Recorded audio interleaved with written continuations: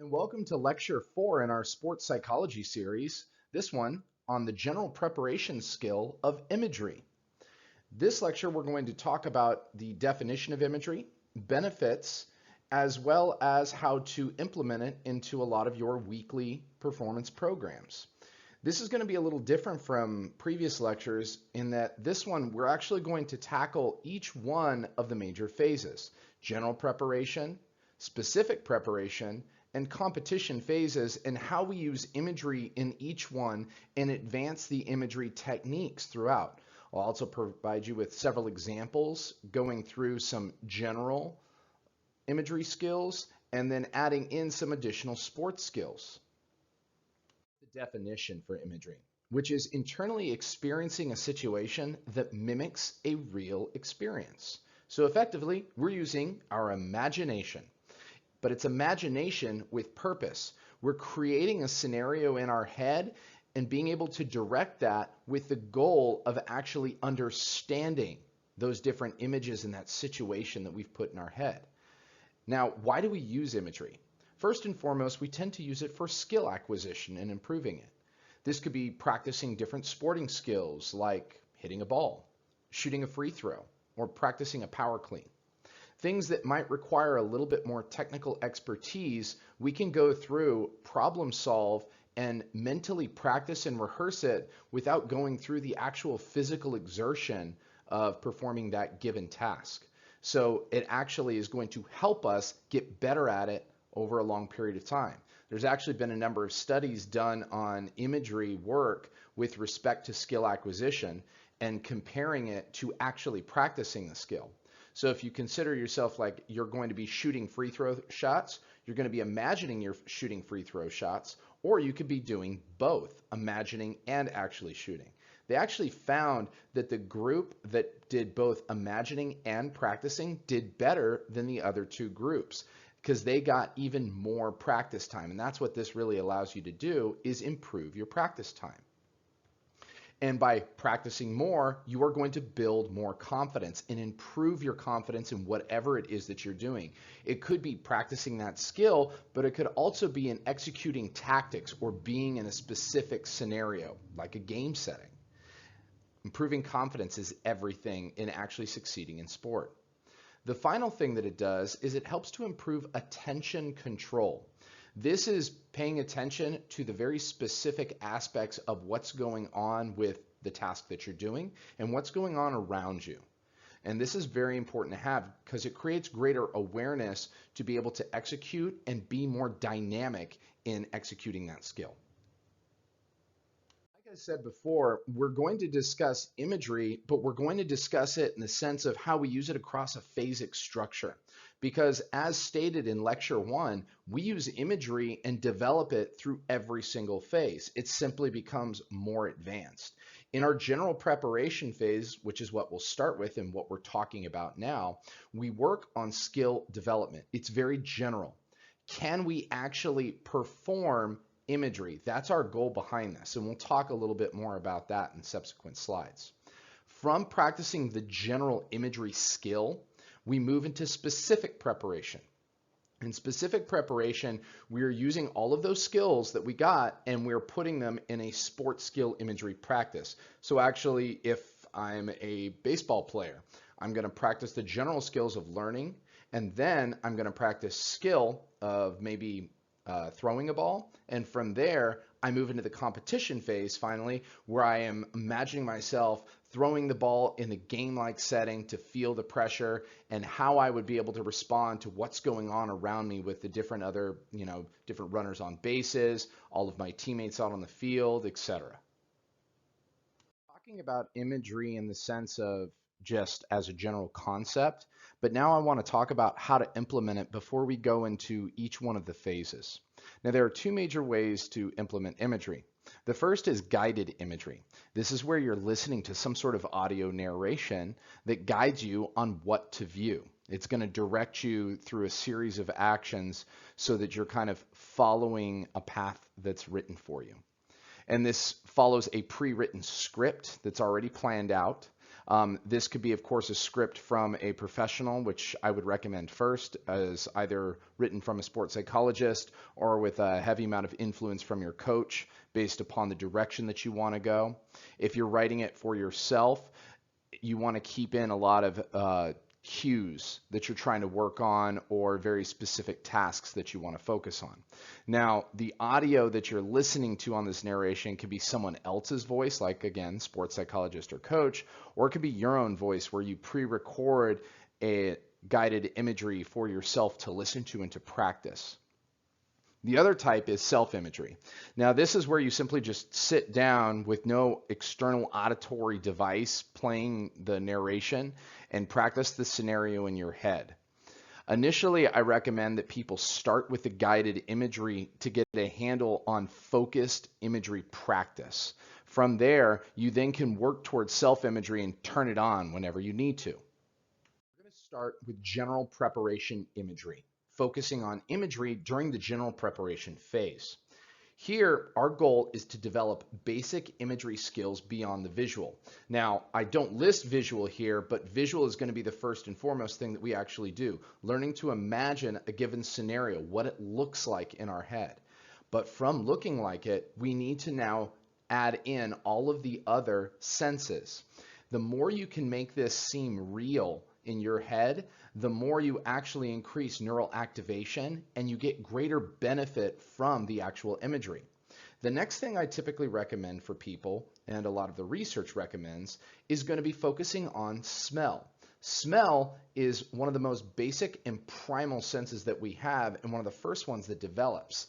It is associated with memory. It's why you can remember the smell of a specific grocery store. You can remember maybe your mother's perfume or something like that. We have a strong tie with smell.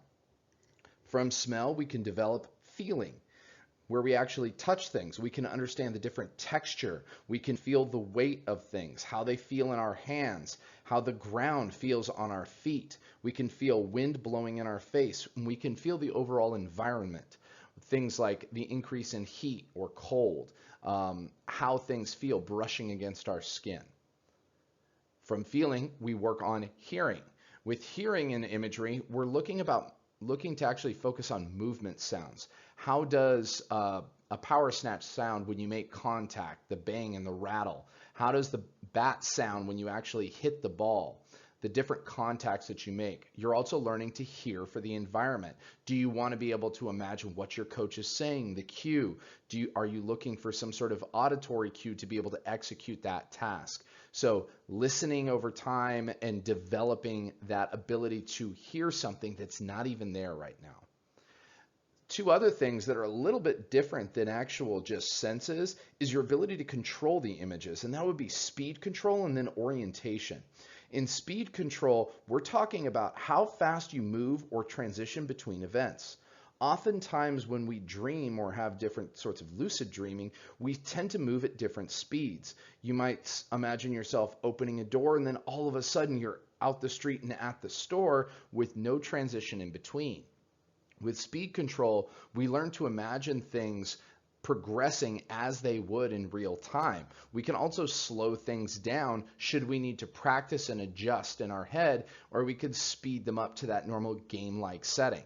The ability to actually control the images in your mind and not let things just kind of flash forward like a flip book is very important in being able to execute imagery correctly. Next, orientation. In orientation, I'm talking about how you actually perceive the events happening. Some people will immediately go into the first person, imagining themselves in their own body. Some people imagine seeing themselves, which would be a third person view. You should be able to do both depending upon what you're trying to do. Oftentimes, when performing something like a power clean, you'll imagine yourself in the third person view based upon a lot of the technique videos where you're seeing all of the actual positions. That can be helpful initially, but you need to eventually transition to the first person view to where you're feeling where everything is, where your joints are, where the bar is, how the weight feels coming off the ground, and where you're putting pressure through your foot. So all of these skills are going to be needed to be developed over time and should be focused on in the general preparation imagery technique development phase. Our goal here is to start with the simple and use different natural scenarios before progressing to sports skills. Now I'm going to give you some examples. I'm going to be going through 2 scripts that are designed to teach you the general focus or format of how an imagery session should go. The first is going to be with a focus on a grass field, and the second will be on a bowl of lemons. These are, again, general overall imagery skills that are designed to practice the different senses. We'll start by closing your eyes. Focus on your breath. Breathe in and out. Deep breath in. 1, 2, 3. And out. 3, 2, 1. Let's repeat that again. Deep breath in. 1, 2, 3. And out. 3, 2, 1. Imagine yourself standing in a grass field. You can picture the grass all around you as you turn your head. The blue sky is above you, the sun is out, and there's a green field all around you. Deep breath in. You can smell the grass. You can feel the breeze blow against your face as you stand in the field. As the breeze blows by, you hear it rustle the grass. You begin to walk through the grass, one step at a time, all the while feeling the grass under your feet as you move. Deep breath in. Smell the grass. That is a sample imagery session on focusing on the different senses that you would go through. Notice that we actually went through smelling of the grass, visually imagining yourself in the field with the different colors that were apparent, being able to feel the breeze blow against your face, being able to hear as the breeze blows by, and then imagining yourself walking one step at a time. Here we want to focus on speed control and focusing on one step at a time and your ability to move through it. You can additionally add to this example by allowing the person to focus internally, seeing it through their own eyes and specifying that. And you can also suggest that they imagine themselves walking along, looking at themselves walking along as they are outside of their own body. This would allow you to work on orientation between the first person and third person perspective. The next general preparation imagery example that I like to use is a bowl of lemons. And the reason for this is that lemons are a very distinct smell and have a very distinct texture that most people are familiar with. So it allows them to grasp the concept of creating and imagining in their heads different textures, weights, and smells. We'll start again with the same format as far as breathing in and out. So first, close your eyes. Focus on your breath. Breathe in and out. Deep breath in and out. You are standing in a room with a table in front of you, and on this table is a bowl of lemons. You reach out and pick up one of the lemons in your hand, and you bring it to your nose. Deep breath in. You can smell the lemon. You bring the lemon away, and you start to feel it in your hand. You can feel the weight of the lemon in your hand. You move your fingers across the skin of the lemon, feeling its texture.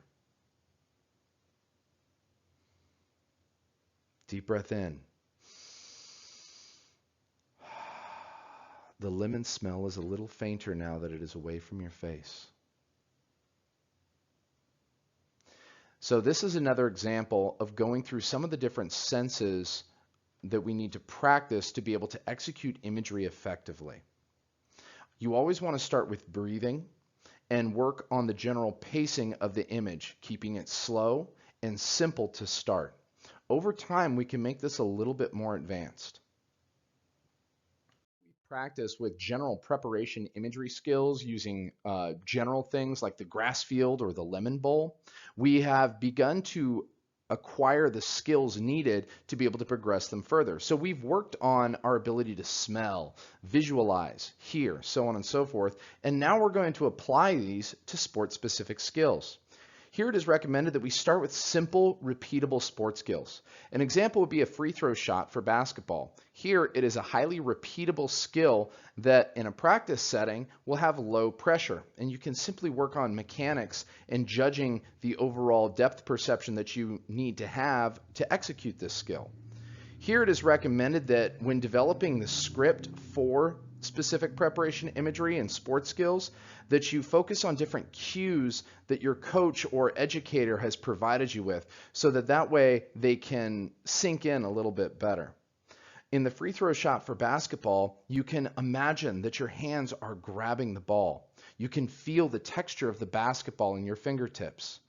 You could bounce it on the ground, feeling the reverberations through your feet and feeling the ball come back into your hand. You can then imagine the net, the basket, at a specific distance away from you as your feet are on the line. From there, you can start to go through the action of actually shooting your shot. And here, where your hands would be, where your elbows would be, how your knees would be bent, how you finish, your follow through, etc. All of these different things you need to focus on, and you start to simplify things up using less words and going through this action on your own volition. Now that you've practiced those sporting skills in the specific preparation phase, you can start to move into competition imagery. Here, we're using those same skills. So it could be that basketball free throw shot, but imagining it in a competitive setting to where we start to be in a game.